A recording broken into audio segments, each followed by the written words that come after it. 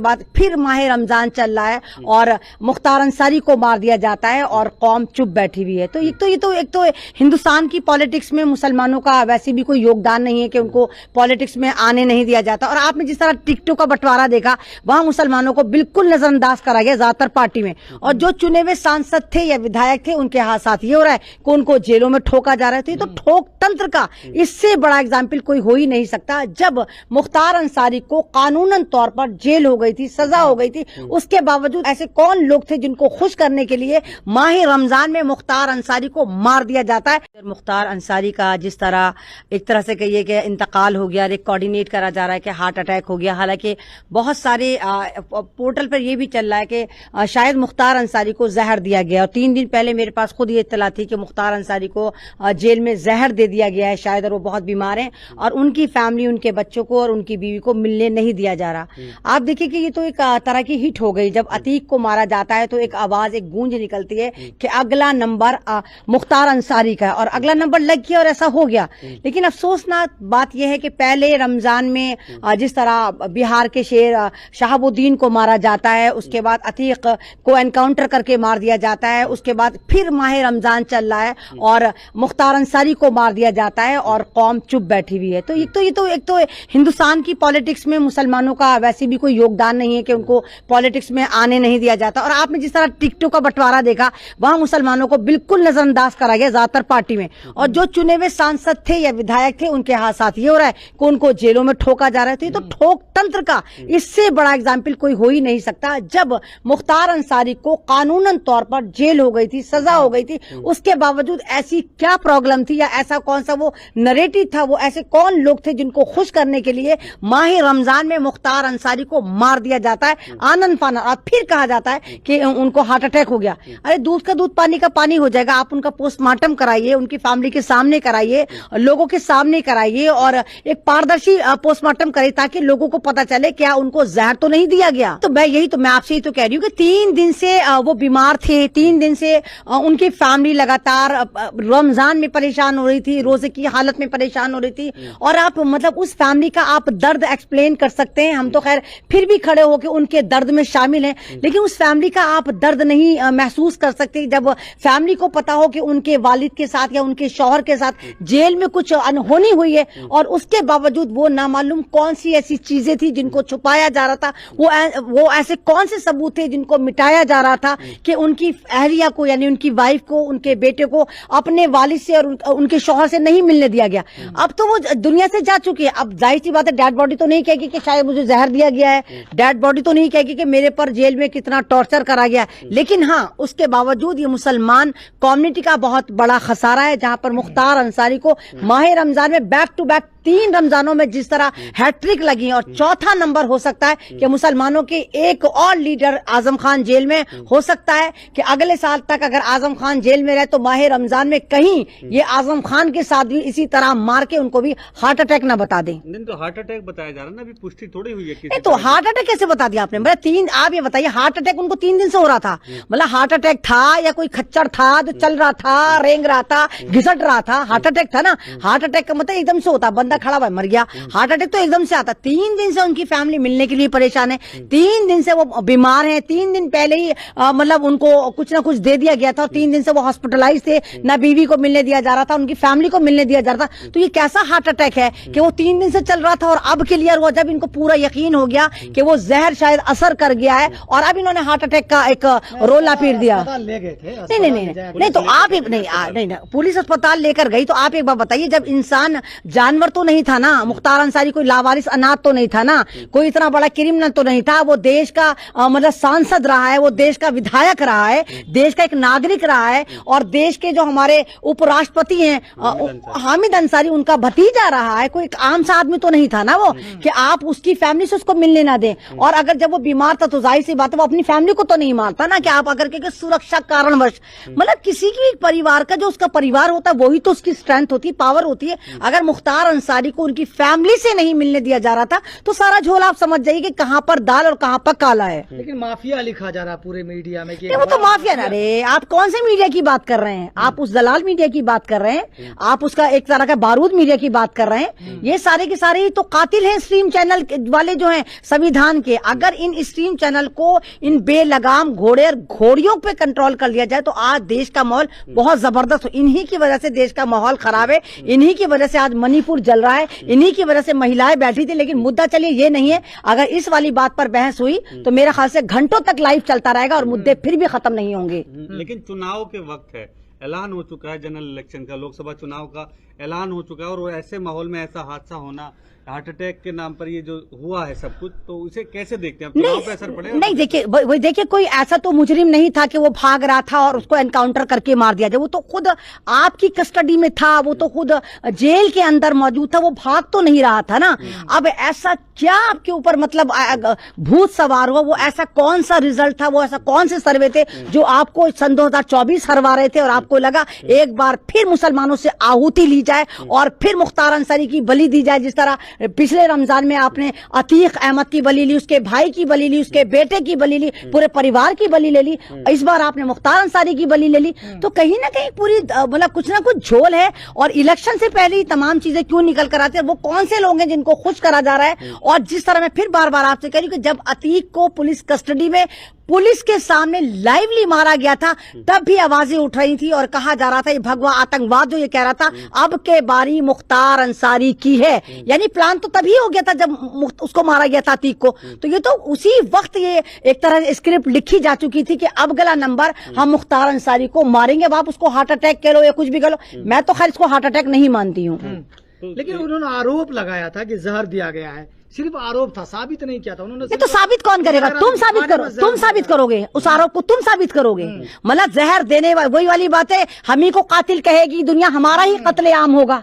मतलब हमें हमारे पे ही जुल्म हो रहा है, हम ही जेलों में जा रहे हैं, हम ही मारे जा रहे हैं और हमें कह रहे हैं कि नहीं जी हमको साबित। कौन साबित करेगा? कौन इसकी एक तरह से निष्पक्ष छानबीन करेगा? कोई भी नहीं कर। इन्हीं की सरकार है, इन्हीं के लोग जहर देने वाले होंगे, इन्हीं के लोग छुपाने वाले, और इन्हीं का मीडिया माफिया माफिया माफिया कह के दहाड़ रहा हो, चिंगाड़ रहा है। तो इस तरह नहीं होता है मेरे भाई। भरोसा नहीं है। तो लोकतंत्र बचा है, तो ठोकतंत्र बचा है। कौन सा लोकतंत्र है भाई?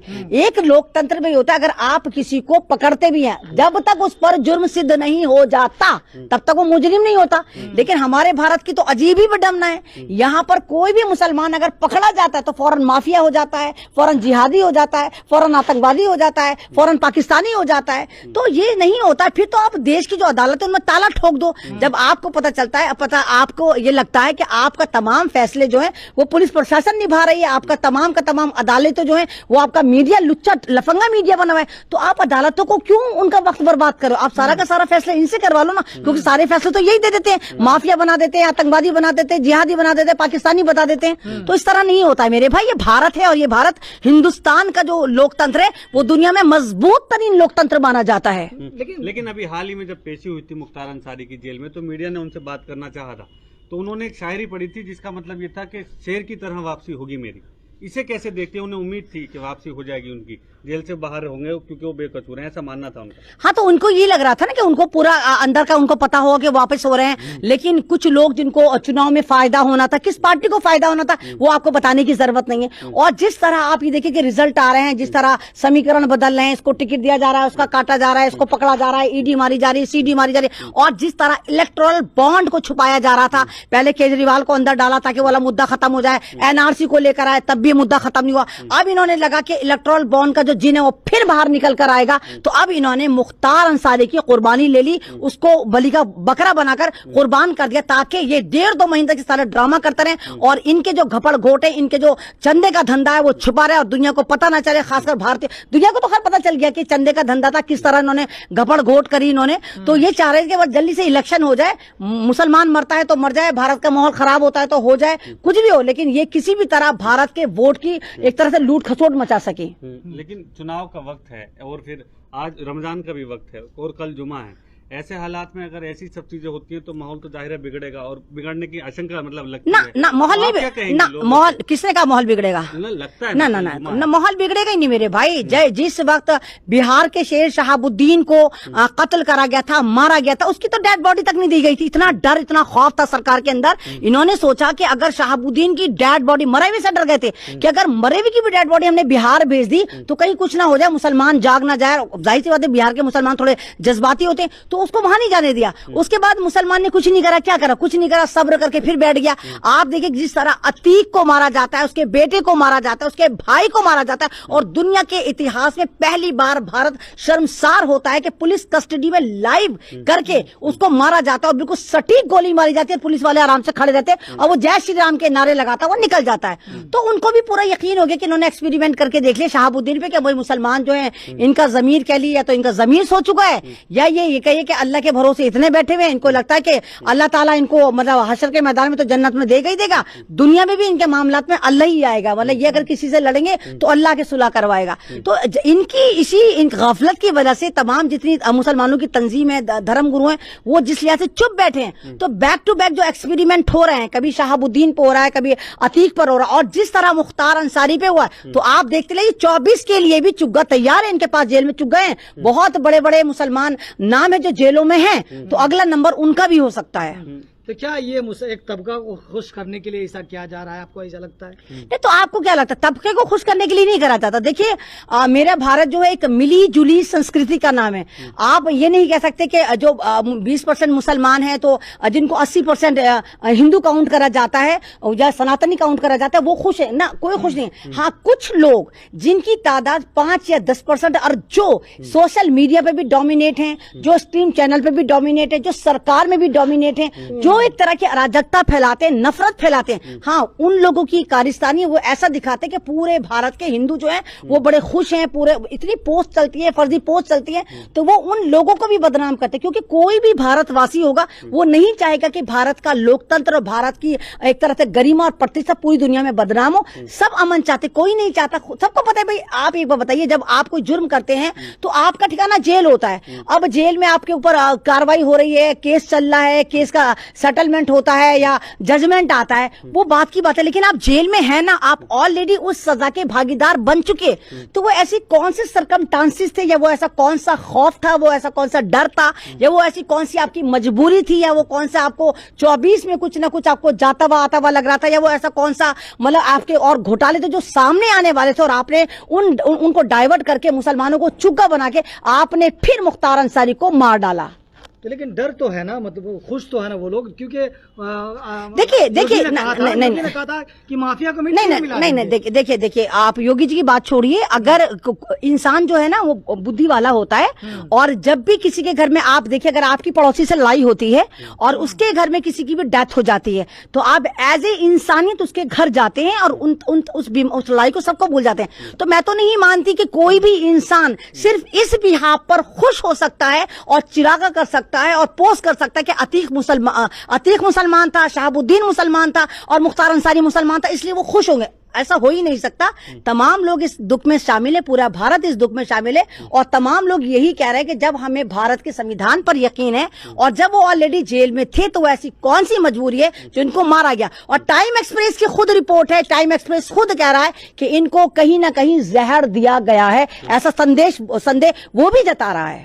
हो सकता है उसको कोट किया गया, नहीं तो सख्ता ही कहेंगे, नहीं तो सख्ता ही तो कहेंगे ना भाई, सख्ता ही तो कहेंगे ना। हार्ट अटैक 3 दिन तक तो चल सकता ना। 3 दिन पहले उनको मतलब 3 दिन पहले उनकी हालत बहुत खराब हुई थी। हार्ट अटैक तो फौरन खत्म हो जाता है बंदा, या तो सर्जरी होती है फौरन खत्म हो जाता है। 3 दिन में जब इंसान बीमार, मैं फिर बार बार कह रही हूँ, अगर जब कोई बंदा बीमार होता है तो किसी को क्या पता कि कब तक बचेगा। तो सबसे पहले उसकी फैमिली से कांटेक्ट करा जाता है कि भाई आप इनसे आके मिल लें, ये बीमार है, आपकी जरूरत है। तो वो ऐसी कौन सी मजबूरी थी कि इनकी बीवी को, इनके बच्चों को, इनके भाइयों को, इनके खानदान वालों को और इनके गांव वालों को मुख्तार अंसारी से मिलने नहीं दिया जा रहा था। तो ये पता चलाता है कि उत्तर प्रदेश में किस तरह का राज चल रहा है, किस तरह ठोकतंत्र चल रहा है, और किस तरह सफेद झूठ बोले जा रहे हैं, किस तरह वहां पर मेरी हिंदू बहन और हिंदू लड़कियां जो दिनों में गोल्ड पहन के जाती हैं, तो उनके साथ किस तरह स्नैचिंग हो रही है, किस तरह लूटपाट हो रही है। ये तो सब आप देख रहे हैं मेरे भाई।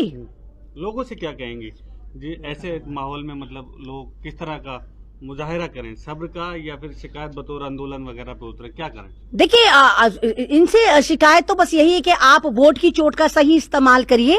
इलेक्शन आने वाले हैं और कोई भी नेता अगर आप चुनते हैं तो उस नेता का पूरा शजरा आप मालूम करके रखिए। जाहिर सी बात है, जो नेता वो टिकट खरीद के लेकर आ रहा है तो वो आपके लिए तो कुछ करेगा नहीं।